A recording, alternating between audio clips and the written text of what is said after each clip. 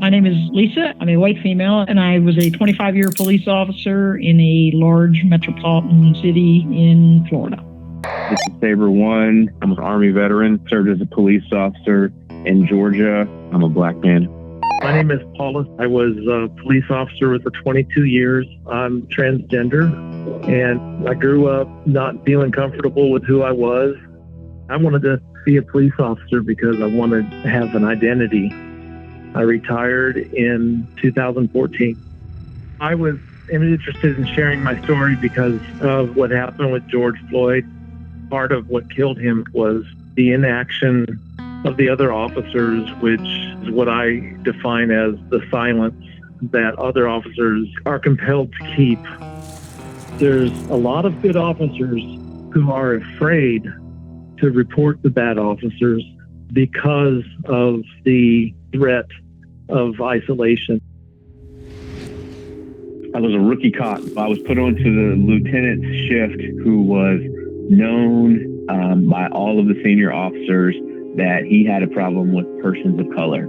I was on a call one night where he was at a particular plaza, and he called for backup. The male that he was questioning was a guy that was known to distribute narcotics. He proceeded to grab the man by the neck, and he said, "Nigger, if you don't tell me where the crack cocaine is, I'm gonna lock your ass up." And he grabbed the guy by the throat and he slammed him down the hood.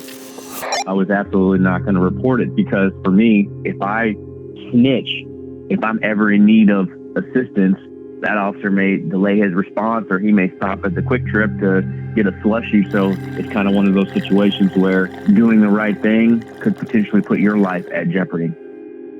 One night, I'm patrolling my district.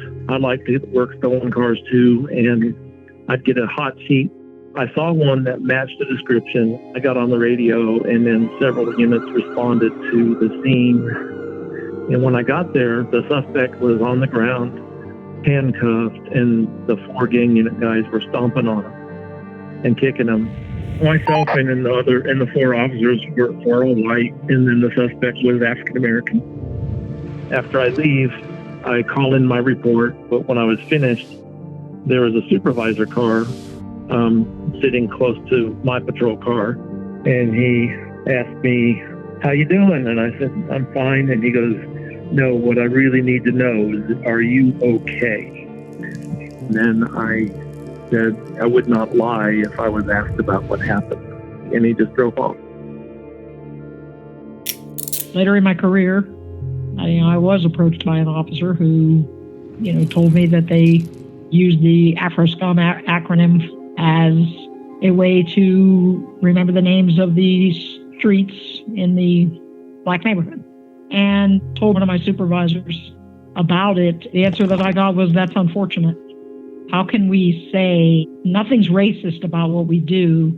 We don't have any biases, but yet we're going to use acronyms like AfroScum to remember the names of streets in African American neighborhoods." Just impossible to me. In November of 2000, word got out that I was transgender. When I went full-time transitioning, there was an uproar in the police department, and things got really rough. There were what they call underground newsletters written about me, and one of them had threatened, "If you ever darken the door of our lodge, you're a dead man. We heard you were suicidal. Do us a favor, get your gun back up to your head." I came to fear other police officers more than I feared the supposed criminals that I encountered on the street. I've been trying to speak out about race and policing, and my police friends are crucifying me, telling me that I'm a traitor to the badge. That's the crux of the whole blue wall of silence. Good cops don't want to say anything because they're afraid they're not going to get a backup, or they're going to be blackballed or lied about. I think when you are blue, people automatically say you're justified in your right to do things because you're so ingrained to think like that. The culture is that it's automatically back to blue and not back human life. Having been both an officer who participated in the silence and then who was the victim of the silence, I really don't think that Any police reforms are going to work. Any restructuring is going to work. The culture in law enforcement has to change.